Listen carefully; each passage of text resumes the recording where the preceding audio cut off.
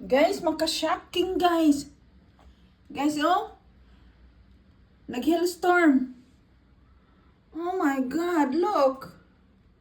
Hailstorm. March siya, March. Hailstorm dito guys. Oh. Oh. Look at that.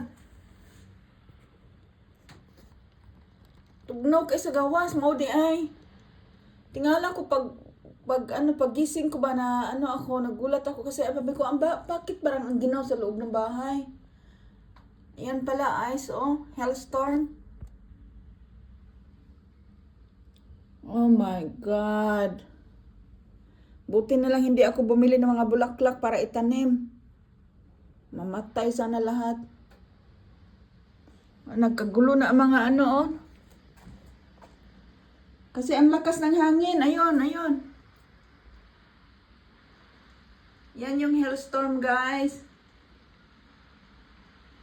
Masakit yan siya.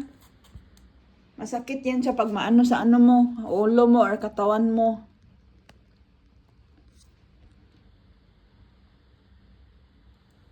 Then pag malaki ito, masira yung mga mo, sasakyan mo pag malaki siya. Kasi mabutas yung mo eh. Yung bubong ng sasakyan mo. Buti maliit lang siya, oh.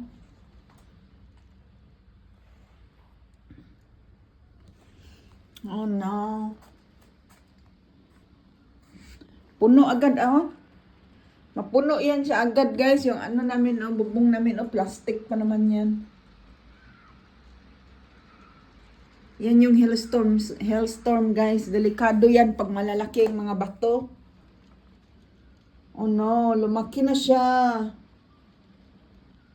Delikado yan, masira yung mga bubong mo sa bahay. Ayun, oh.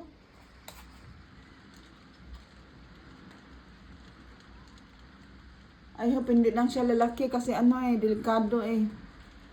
Ma-damage yung mga mo, sasakyan mo. Oh no. Yan yung delikado, guys. Hailstorm, mas delikado sa snow. Ayan yung mga bulaklak ko, ayan, oh.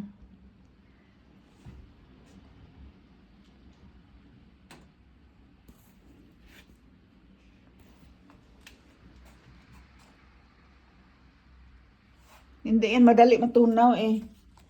Kasi sa snow.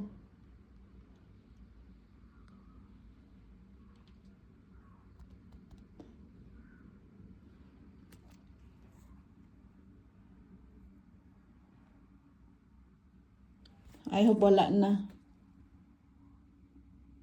Ang kasunod nito is snow na naman.